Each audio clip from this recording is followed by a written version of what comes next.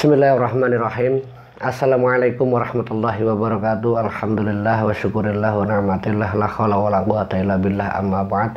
Jumpa kembali di channel Sunyi Sepi. Terima kasih untuk dukungan dan support kalian semua yang sudah subscribe, komen, dan like, juga share cerita dari channel Sunyi Sepi. Terima kasih untuk semuanya. Untuk kali ini saya menceritakan kisah horor yang ceritanya ini datang dari salah satu subscriber kita yang ingin menceritakan kisah horornya tentang perjalanan kampung menuju ke salah satu keluarganya yang ada di rumah sakit. Nah, awal ceritanya ini sebut saja namanya Toha. Toha ini ditelepon keluarganya karena salah satu anggota keluarganya ini ada yang dirawat di rumah sakit. Ini sudah beberapa hari dirawat, itu tidak kunjung membaik, yang membuat keluarganya itu khawatir sampai akhirnya Toha itu ditelepon untuk segera pulang. Nah, Toha yang waktu itu masih bekerja di salah satu perusahaan, sepulang dia bekerja, dia meminta izin ke tempat dia bekerja itu untuk beberapa hari tidak bisa bekerja semestinya. Nah, jam 4 sore itu dia langsung keluar dari tempat pekerjaannya, dia beres-beres menuju ke salah satu tempat untuk bisa menuju ke kampung, yaitu sebuah terminal. Nah, terminal inilah yang akhirnya bisa mengantarkan Toha itu ke kampung halaman. Jam 4:30 Toha menunggu bus yang dia akan tumpangi ini, sembari juga banyak orang yang menunggu di situ. Toha singkat ceritanya itu naik kira-kira jam 5-an. Nah, menuju ke kampung halamannya itu kira-kira itu perjalanannya itu hampir 7-8 jam. Di tengah perjalanan, singkat ceritanya di tengah perjalanan, kira-kira setengah perjalanan, Toha itu duduk dengan salah satu perempuan setengah baya. Di saat setengah perjalanan bus menuju ke kampung halaman itu, dia itu mendengar salah satu teman duduknya itu dalam keadaan tidur. Dia tuh seperti orang ngigo, orang lindur.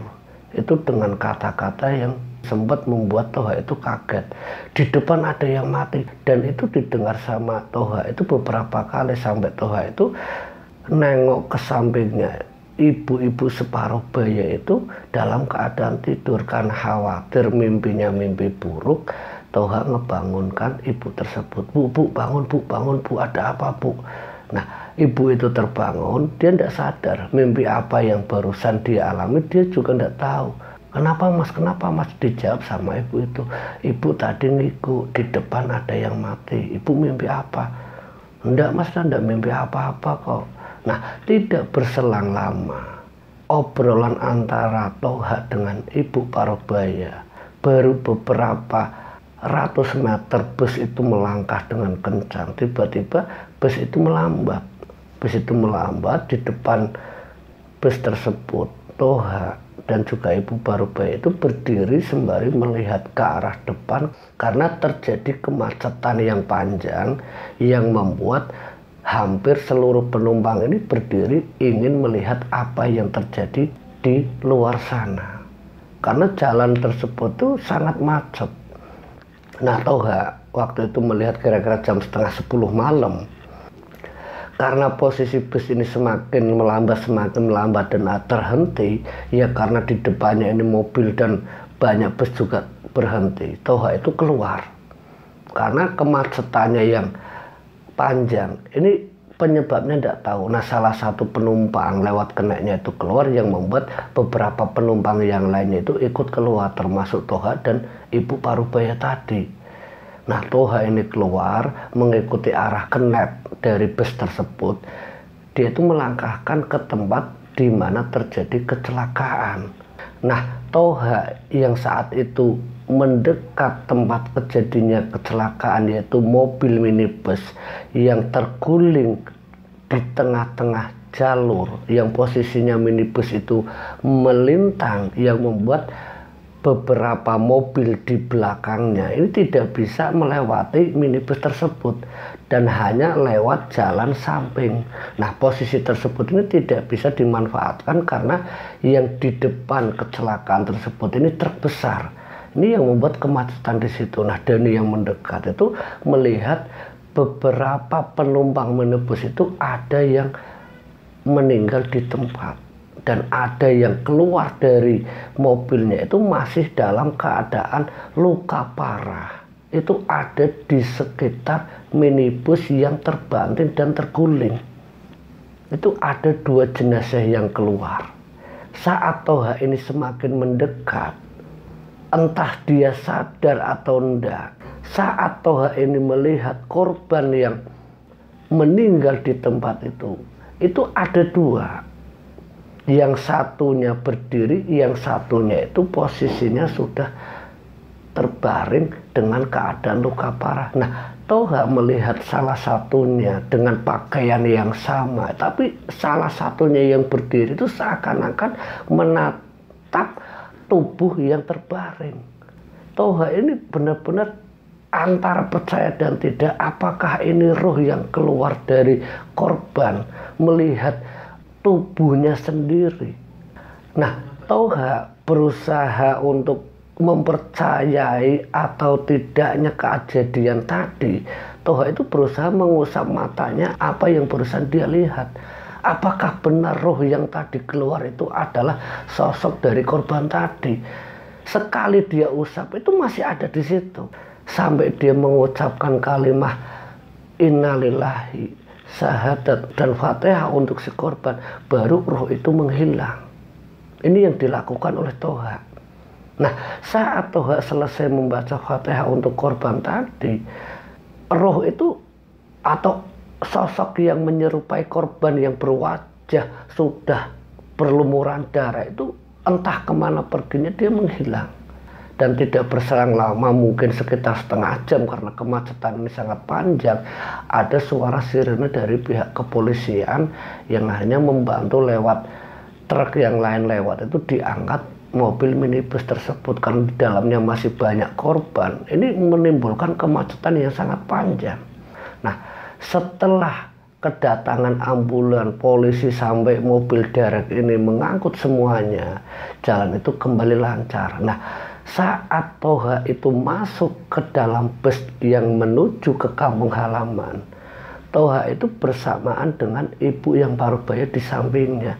Tapi yang di samping Toha itu, ibu parubaya ini saat bus ini hendak berjalan, Toha ini sempat mengingatkan sama kernet bus, Pak, bentar Pak, ada penumpang yang belum naik.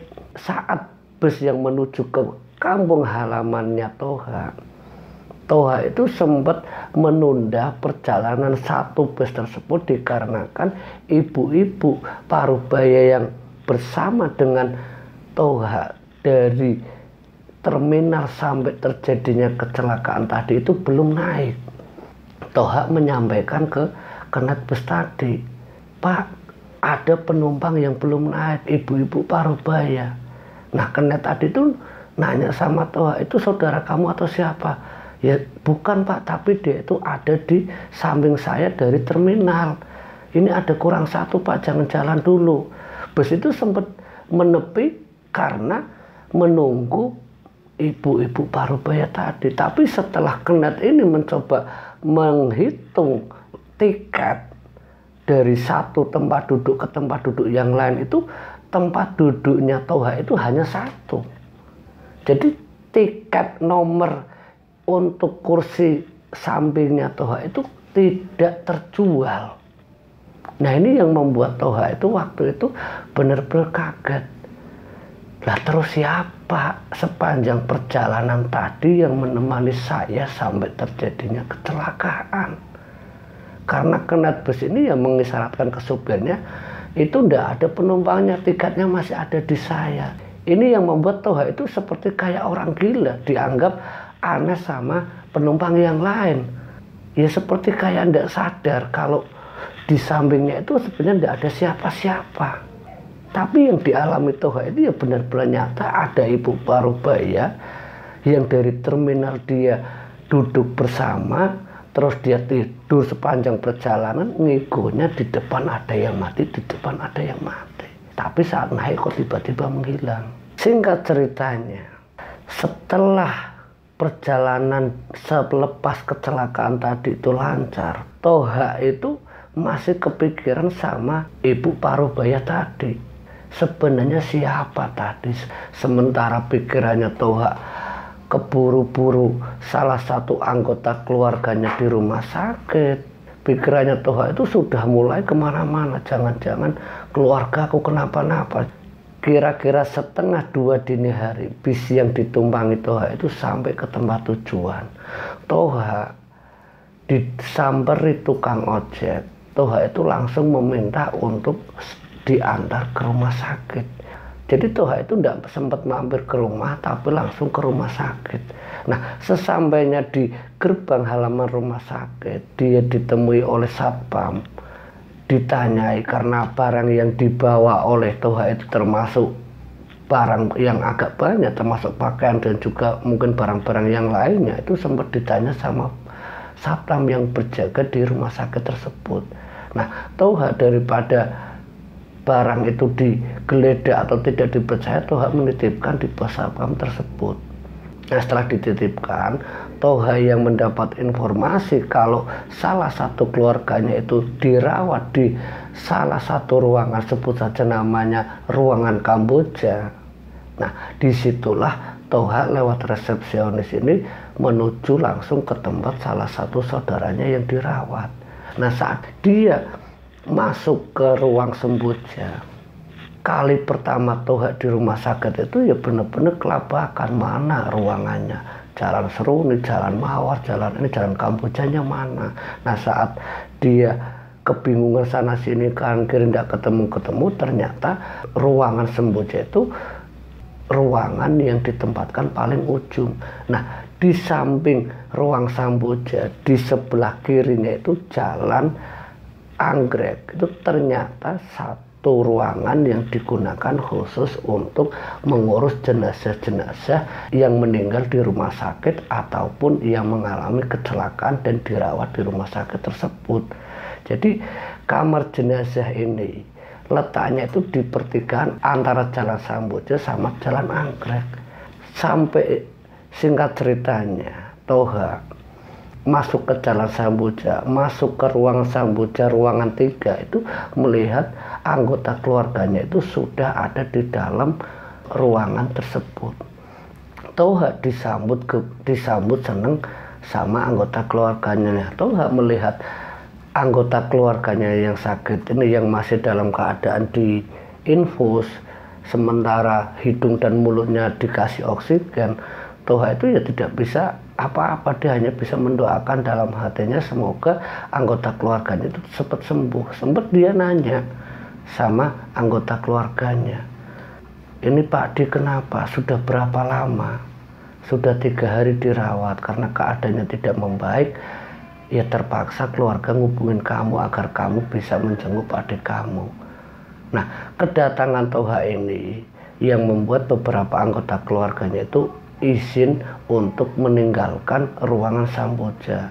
Kira-kira jam 2:30 dini hari, Toha dan juga 2 anggota keluarganya, yaitu sepupunya, ini Toha yang baru datang ini maksudnya mau cari minum. Dia izin untuk keluar untuk nyari kopi. Nah, saat Toha ini izin sama sepupunya untuk beli kopi di luar, Toha itu berpapasan dengan pasien yang membawa jenazah yang meninggal. Waktu itu Toha nanya, ini meninggal kenapa, Bu?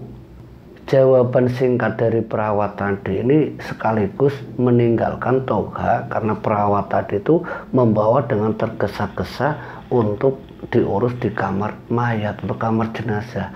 Toha ini melanjutkan niatnya untuk beli kopi. Nah, singkat ceritanya, dia sempat minum kopi di luar sembari ngerokok dan sebagainya. Hampir setengah jam dia di luar, dia kembali lagi ke ruang Kamboja.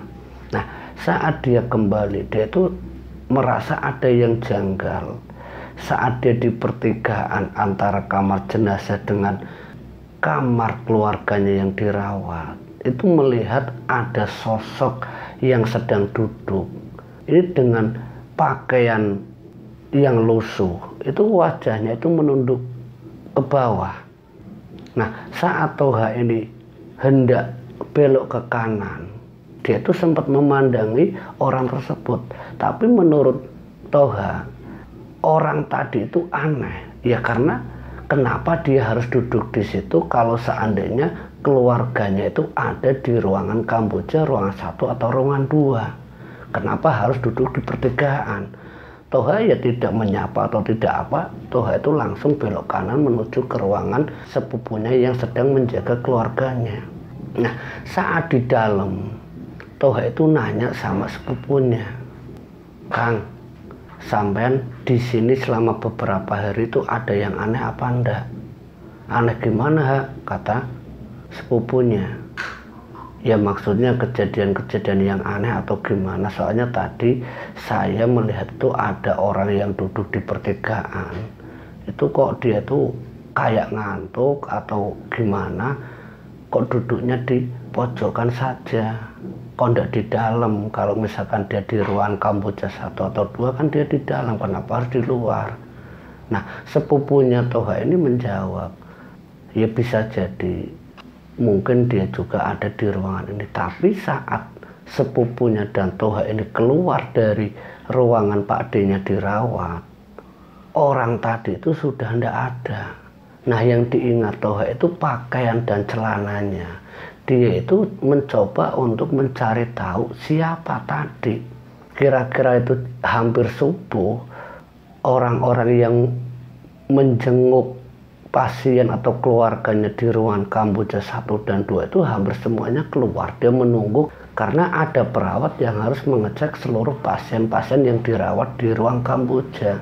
Nah, di antara pengunjung atau orang yang menjenguk pasien-pasien di ruangan Kamboja itu tidak ada pakaian dan celana seperti yang Toha lihat. Nah, ini yang membuat Toha itu merasa aneh. Orangnya tadi itu tidak ada, terus siapa? Padahal ruangan Kamboja itu letaknya tuh di paling ujung, sementara di ruangan lainnya di Jalan Seruni dan yang lainnya itu jaraknya lumayan jauh. Jadi tidak mungkin juga ada orang dari ruangan lain itu hanya sengaja duduk di pertigaan Jalan Anggrek sama Jalan Kamboja. Hari pertama itu ya bagi Toha itu kejanggalan pertama, dan dia tidak merasa ya aneh tapi tidak terlalu menakutkan. Tapi di hari keduanya, saat Toha itu ditinggalkan dua sepupunya, dia bersama orang tuanya menjenguk Pak D-nya yang dirawat, sudah hampir 5 hari di rumah sakit. Kira-kira jam 9 malam Toha sepulang dari rumahnya, dia datang lagi ke rumah sakit jam 9 malam untuk mengganti sepupunya itu seperti sip jaga karena Pak D-nya ini dirawat di situ. Nah, jam 9 malam itu Toha itu melihat lagi sosok yang pakaian dan celananya itu sama, tapi tidak dalam keadaan duduk. Toha yang hampir masuk ke Jalan Kamboja itu melihat dari kejauhan dia itu sedang berdiri. Nah, saat Toha ini semakin mendekat langkahnya ke orang tadi, Toha itu berusaha untuk kepingin nanya siapa bapak. Nah, saat Toha ini nanya, bapak itu tidak jawab apa-apa. Dia hanya tertunduk sembari berdiri dan juga memalingkan mukanya. Nah, pertanyaan Toha sedang apa beberapa kali tidak dijawab oleh orang tadi. Toha meninggalkan orang tersebut menuju ke tempat Pak D-nya dirawat. Nah, saat di dalam ruangan Pak D-nya, Toha itu masih bertanya-tanya siapa sebenarnya orang tadi. Dia keluar lagi, sosok itu udah tidak ada. Nah, kejadian selanjutnya itu kira-kira jam 12:30 dini hari. Toha hendak keluar dari kamar Pak D-nya menuju ke halaman rumah sakit. dia tuh sembari melihat-lihat jalan yang lain atau ruangan yang lain. Karena untuk menghilangkan kejenuhan, nah Toha itu sempat di luar rumah sakit sampai 15 menitan itu ada, dia masuk lagi. Saat dia datang lagi di situ, sosok itu ada lagi. Sampai akhirnya karena penasarannya Toha, dia itu masuk ke jalan anggrek, tempat di mana di situ banyak perawat yang mengurusi korban-korban atau orang-orang yang meninggal di rumah sakit. Toha itu tanya ke salah satu perawat di situ, sebut saja namanya Pak Budi. Toha itu nanya sama Pak Budi, "Pak Budi, permisi ya Pak, apakah Bapak sering melihat orang yang ada di pertigaan ini dengan ciri-ciri pakaian seperti ini?" Pak Budi sempat kaget karena yang ditanya Toha itu beberapa hari sebelumnya itu baru diurus sama Pak Budi. "Maksudnya gimana Mas?" kata Pak Budi. "Orangnya pakaiannya kotak-kotak, celananya lepis, tapi wajahnya itu tidak mau memperlihatkan, dia tuh selalu memalingkan muka, dan ditanya pun tidak pernah jawab." Nah, dari perawat tadi yang namanya Pak Budi itu menjelaskan ke Toha, "Mas, orang yang sampean lihat dengan ciri-ciri baju kotak-kotak dengan celana yang lepis, orang tersebut itu sudah beberapa hari itu meninggal karena kecelakaan. Dan saya sendiri yang melepaskan bajunya dan celananya dan juga memandikan jenazah tersebut, yang mengurusi korban tersebut. Jadi orang itu sudah meninggal." Toha kaget. "Yang benar Pak?" "Iya Mas, saya berani apapun. Kalau yang saya ceritakan dengan ciri-ciri yang sampean lihat, orangnya itu sudah saya urus beberapa hari kemarin. Dan dari keluarganya pun sudah mengambil jenazah tersebut. Dan memang sempat menginap di kamar ini sampai beberapa hari karena dari pihak keluarganya itu tidak ada yang datang. Tapi setelah 2 hari, alhamdulillah ada salah satu keluarganya yang mengambil jenazah tersebut dengan ciri-ciri yang sama lihat pakaian kotak-kotak dengan celana jeans tadi." Nah, ini ada keluarganya. Kalau yang sampai lihat benar-benar cirinya seperti itu orangnya sudah meninggal. Setelah mendapat penjelasan dari perawat tadi, Toha itu benar-benar merasa merinding karena beberapa kali yang dia lihat itu ternyata orang yang sudah meninggal. Nah, singkat ceritanya, hari kedua inilah yang membuat Toha itu akhirnya tidak lagi berani untuk nginep di rumah sakit itu. Di pagi harinya Toha cerita sama sepupunya, sama orang tuanya yang malam itu berjaga bareng. Toha meminta izin untuk tidak menjenguk Pak D-nya itu di malam hari. Dia lebih memilih untuk menjenguk di pagi atau sorenya. Kalau malam dia benar-benar sudah tidak mau dimintai oleh keluarganya sepupunya untuk menjaga Pak D-nya yang dirawat di rumah sakit tersebut. Nah, dari kisah pengalaman horornya Mas Toha ini semoga menjadi hiburan untuk kalian semua yang suka cerita-cerita horor dan cerita-cerita seram lainnya. Akhir kata, wassalamualaikum warahmatullahi wabarakatuh.